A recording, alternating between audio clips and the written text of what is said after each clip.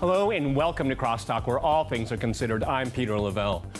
Jill Stein's call for a vote recount in 3 states is perplexing, to say the least. No meaningful fraud has been claimed, and even Obama says the vote was free and fair from a cybersecurity perspective. What does Jill want? Will the American presidential election ever be over?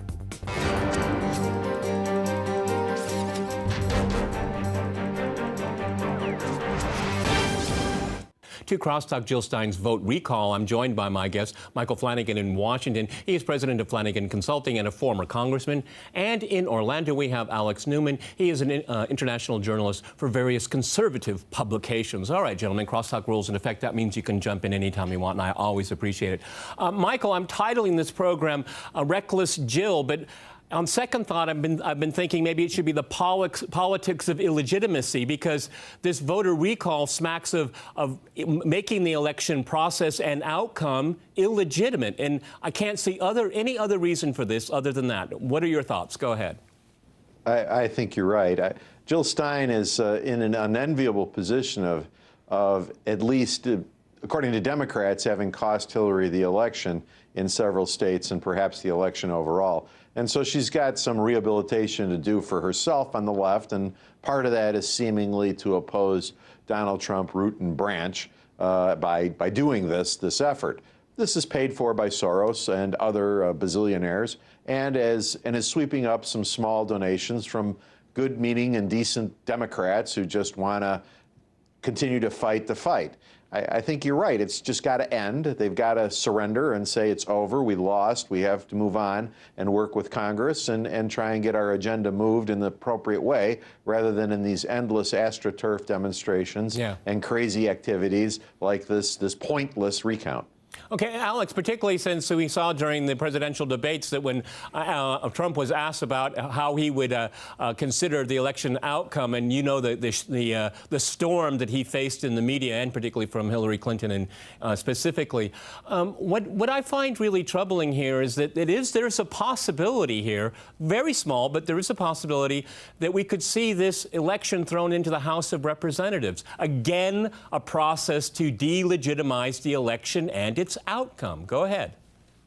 Yeah, well, you know, the irony of Hillary Clinton's remarks before the election, talking about, you know, how outrageous it was for Donald Trump to question the legitimacy of the vote, and, you know, oh, he's not promising yet to accept the results no matter what. This is terrible. This undermines our government, et cetera, et cetera.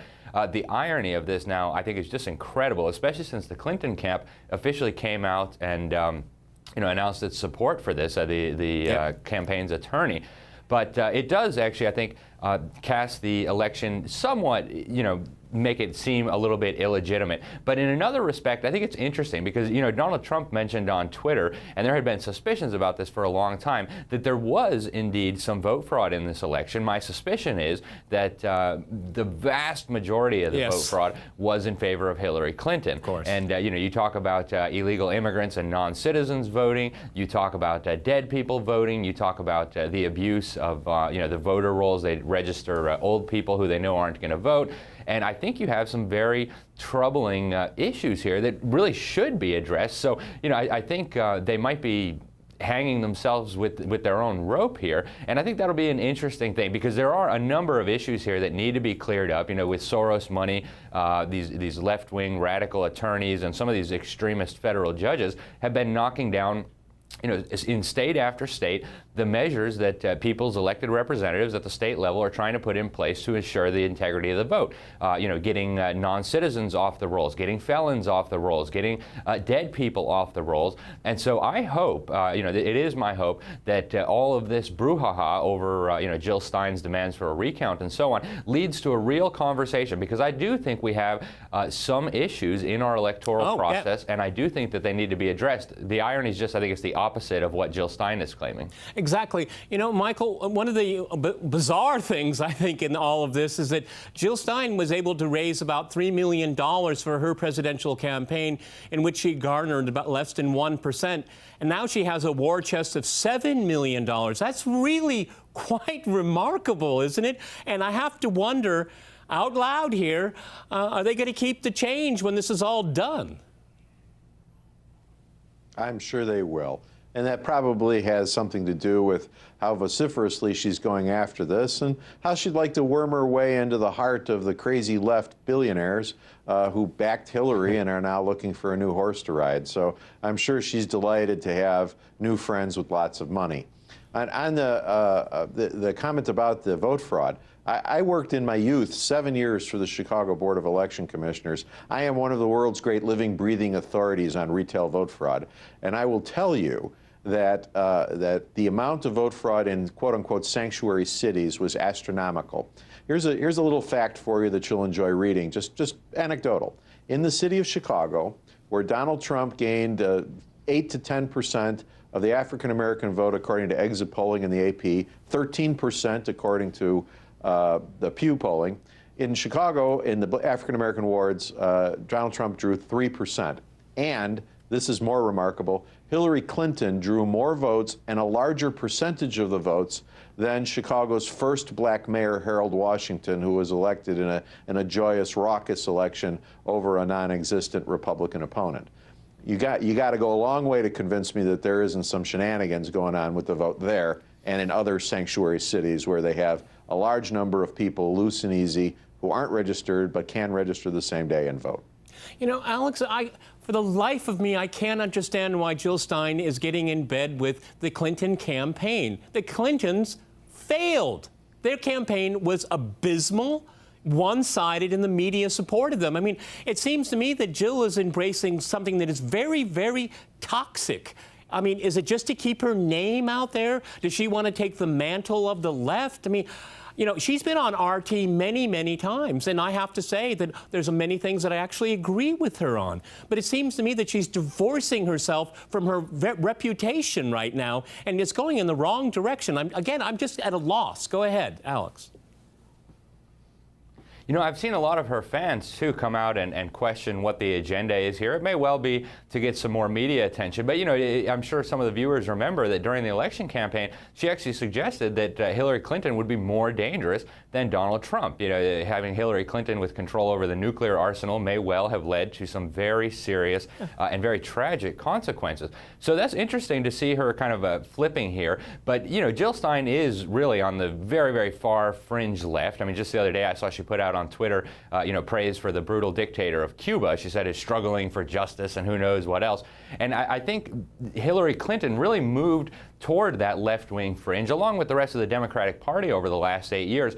And I think it's clear that the voters, you know, don't like this. I mean, the election was pretty conclusive. The Republicans massively kept their majority in the House, in the Senate, in the state legislatures. And so, you know, I think there's this race to the extreme far radical left. And I think it's a suicide mission for the Democrats. And, you know, maybe Jill Stein can attract a few fringe left-wing supporters and maybe even a few billionaires like Soros. But in the end, it's a losing proposition. America is not a fringe, radical left-wing country. Michael, I think that's exactly what the election was all about. Seriously, just what Alex just said here. This is a rejection of this agenda that hasn't worked for the majority of people in America, and I'll even throw in, hasn't been really good for the world on top of that here. Again, Jill Stein mystifies me unless she just really wants to take some kind of so-called moral position, or she wants to be able to start a new movement here. But she's going to do it based on what I consider, and I think all three of us consider it, with something that is not legitimate. And I mean, that's not a good way to start a new movement after this crashing and burning of the Democratic Party. I agree with you, but I think the three of us might be making the same mistake here, in that assuming that the forces working on this, Soros and the others, value a free election. Okay. They don't. They value the possession of power. And if they get power by lying, cheating, and stealing, that's fine. Because in the end, they're going to do the right thing in their point of view, and people will be happy. So screw them. We're just going to take the power any way we can get our hands on it, and that's going to justify our behavior. And this is the world that Soros lives in and has always worked for. The internet, the Silicon Valley sultans, much behave the same way. The Google guys frighten me to death in their complete disrespect for the process. And these guys don't care what they have to do to twist the system so that they can be in power. And so you and I and everyone else here on RT worries about the system and the people's will being reflected. They don't care about that. They care about grasping power, and whatever they have to do to get it, they'll get it. You know, Alex, another worry, if I can go back to the Electoral College in Congress here. Okay, let's say, you know, on December 19th, that for some reason, one reason or another, some of the electoral votes are not cast, okay? And then neither candidate gets the magical 270 here. It will go to Congress, and Trump will win because it's Republicanly controlled. But that will be another element that the media will go out and say, see, this shows the illegitimacy of Donald Trump. That's another thing I worry about. Yeah, you know, I think that's a very big concern here. My understanding is that as long as a majority of the Electoral College goes for a presidential candidate, the vote will be considered legitimate. But, you know, if this were cast to the Congress, to the House of Representatives, yeah, Trump would still win. But I think there is this concerted effort by the establishment, by the Soros crowd, by the increasingly discredited you know, so-called mainstream media, and I don't think mainstream is a proper term to refer to them I agree. anymore. But there is this effort to try to discredit the incoming Trump administration before he even gets sworn in. And you see this in trying to drive a wedge between Trump and his supporters by misrepresenting what he has said. You see this in the constant lying about Trump and about the selections he's made so far. And, you know, ultimately, I think it's a losing strategy. I think the American people have woken up in massive numbers. The polls show this. The establishment is losing the final shred of credibility that it had. And in a way, I think this is very good news for the American people. I mean, the media has destroyed itself. And, you know, this is great news for America. This is something that needed to happen years ago, but better late than never. Okay, gentlemen, I'm going to jump in here. We're going to go to a short break. And after that short break, we'll continue our discussion on Jill Stein's vote recall. Stay with RT.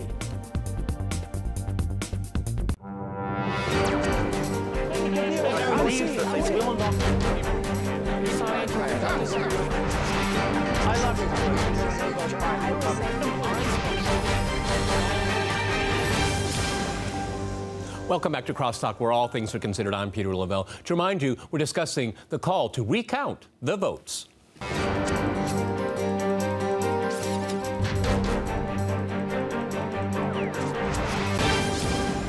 Oh, I'd like to go back to Michael in Washington. You know, one of the things that I think is very interesting also is that calling into question the legitimacy of the election and Donald Trump as president-elect here. This is actually poking at the Trump supporters as well, because, you know, you have an election outcome. We have a concession speech. We have the President of the United States telling Hillary Clinton, from what we're told, to concede, okay? And Donald Trump publicly accepted that, okay? The Trump people have achieved something that no one thought they could do, no one, because of the media.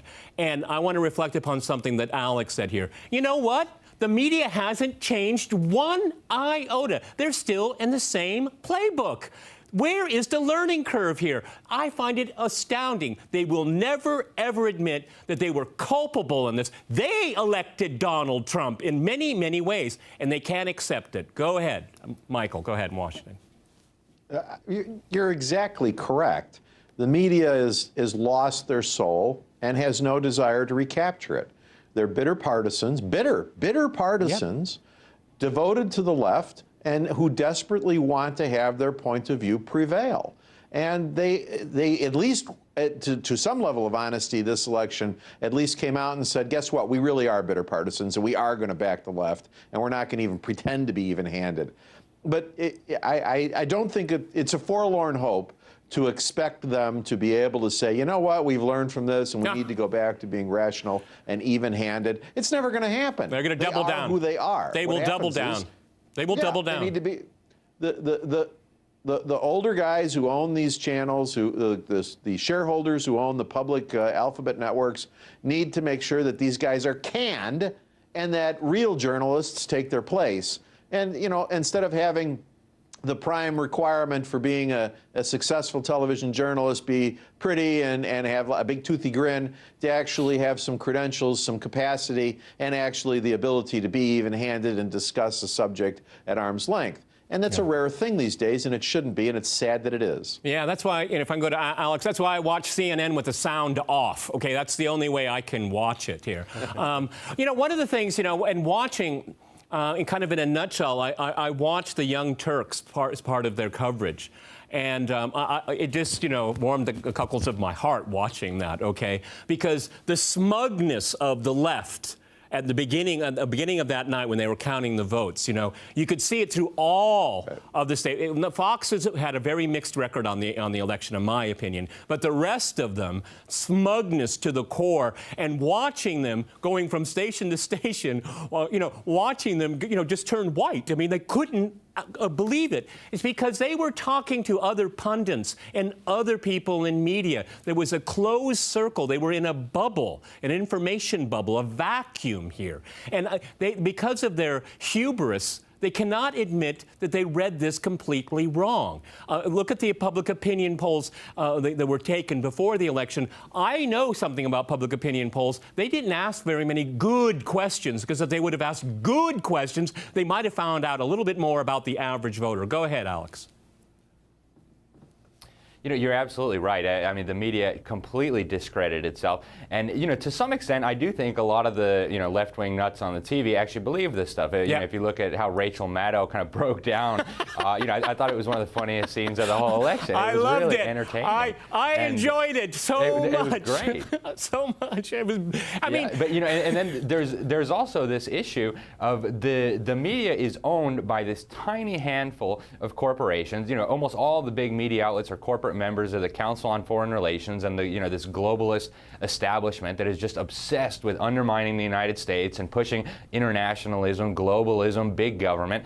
And the people never really came along with this. So they do kind of live in this bubble. Many of the lower level TV talking heads on the mainstream media, so-called, really do believe this stuff. But at the upper levels, there really is an orchestrated effort to manipulate public opinion. So part of this, the bogus polls, for example, it wasn't all just, these guys are totally stupid and they don't know what they're doing. Part of it was, hey, let's psychologically manipulate the American people by telling them that actually they do love Hillary Clinton when, if you go and talk to your neighbor or the guy down the street, that's not true. Part of it really was an effort, I think, to psychologically manipulate the American people, and it blew up in their faces. I mean, the election result was just boom, right smack in their nose. So. Michael, it's really interesting. Again, I know something about polling, and my suspicion is that a lot of these pollsters, when they went into the heartland, people didn't tell them what they really thought, because they think you're part of the liberal media, you're looking for an answer, you're fishing for an answer, you're giving me a question that I really don't want to answer because it's not the right question. And I think they deflected a lot, and that's one of the reasons why the polls were so off. You're correct to a large extent. There's also a certain element in the polling where there's three axes, the X, the Y, and the Z axis. The Z axis is enthusiasm. And Democratic pollsters, they're all Democrats, went on and said, well, the Democrats have much more enthusiasm, so we'll oversample the Democrats, and consequently wound up with these crazy poll results, just absolutely nuts poll results. And of course, then they demonized Trump for months and months and months. So you had kind of Trump shaming going on. So you had people who were like, well, I'm going to vote for Trump, but I can't tell anybody I'm going to do that because it's, they'll think I'm crazy. So you had that working in. Of course, our friend is exactly correct. You have the folks with the Hillary Clinton inevitability issue. We have to have that built from the inside, and that's part of the Democratic strategy. So we have to be inevitably going to win, and therefore we will win. And so you have that working. And all of that conspired together to feed the echo chamber. And unfortunately, the people who knew that it was hokum didn't tell the geniuses on camera who were caught completely flat-footed believing this stuff. And your Young Turks and Rachel Maddow and the others were very nearly suicidal on election night. I spent all of election night at another network watching Democratic guest after Democratic guest come through, and as the night went on, they got sadder and more despondent and more upset from their thorough self-involvement earlier in the evening. It was terrific to watch. I was passing out handkerchiefs before it was over. I mean, it was wonderful. No, Alex, I thought Wolf Blitzer would need Pampers before the end. I mean, he lost it, okay? Completely lost it, okay? And everyone else, watching going up to the map, isn't there another way? Maybe you can do this state, hit this one. It's absolutely panic mode right there. But that was a reflection of the mainstream media. All right, let's get a little bit more serious here. Alex, I think Jill Stein is right about one thing. election reform, because I explain to my colleagues, how elections work in the United States, but I say, but that's what they do in that county, and that's what they do in that state. Okay, and in this state, it's different than this state. And I think it should be much more uniform, and it should be paper ballots, okay, and smooth it out so we don't have this confusion. Go ahead, Alex. I absolutely agree with you about paper ballots. People like Bev Harris have done amazing work showing that these machines represent an enormous risk. They can be hacked, they can be manipulated, they can be tampered with, they can be pre-programmed to give a certain result. So I think it's absolutely essential, no question, we need to have paper ballots. As for how elections should be run, I think the founders got it right when they said that really election administration needs to be a state and a local issue, not a national issue. And part of the reason, I think, is that it really helps ensure the integrity of the elections. One person can't just come in and hack or manipulate a national operation. You have to do it in each and every state, and I think there's a good reason why the founders did it that way. The same reason why we have the Electoral College and the Federalist system of government. I personally think it's a very good system, and I think we should keep it. I do and too. I was really disturbed when Obama said, "Hey, we need to," or actually his Secretary of Homeland Security, Jay Johnson, said we need to declare it critical national infrastructure and have the feds take it over. I think that would be a very dangerous move. Michael, the Electoral College is really controversial, but I think it really showed how important it is in this election, because if you can break down the states, but then break down the counties, red and blue, all right, and you see where Hillary Clinton's strongest support was. You only need 3 or 4 states to campaign in if you get away with the Electoral College. I think it showed its immense value in this election. Go ahead, Michael. You're exactly correct. The wisdom of the founders in making sure that at that time Philadelphia, New York City, and Boston did not control the republic. Today it would be Los Angeles County, New York County, and maybe Cook County would control the republic, because Hillary Clinton's plurality in those 3 counties was what, 10 million votes? I mean, some really crazy huge number. And no one would campaign any place other than there, and they would control who the national president is, and in large extent have a disproportionate influence on the national legislature. No, spreading this out across the country and having the Electoral College make sure that everybody has some level of input. And in smaller states, maybe a disproportionately large one in the way that their vote is counted, but in other ways, they get utterly overlooked, and so this evens it out. This is a very good system, and one that we should adhere to.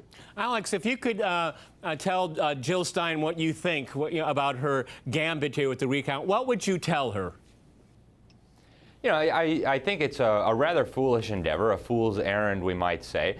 But, I think she's entitled to do it if she wants to. I think it's a waste of donors' money, and I wouldn't be doing it if I was her. But in a way, again, like I said at the beginning of the program, I do think some of these issues need to be discussed. I think we need to take a look at all the election integrity measures that were struck down by the federal courts. Every country in the world, I've lived in 7 countries on 4 continents, every country in the world that has any sense at all uses voter ID, because you don't want people like, O'Keefe showing up and pretending to be Attorney General Eric Holder and voting for you. It's just common sense. Or in Mexico, they put the thumb in the ink. It makes sense to have election integrity measures, and I think the Soros effort to undermine these, they call it racism, as if, non-white people are too dumb to get an ID. I mean, that's frankly, I think, insulting to anybody with common sense. On that note, gentlemen, I think it's good to discuss it. We've run out of time. Fascinating discussion. Thank you. Many thanks to my guests in Washington and in Orlando, and thanks to our viewers for watching us here at RT. See you next time, and remember, Crosstalk News.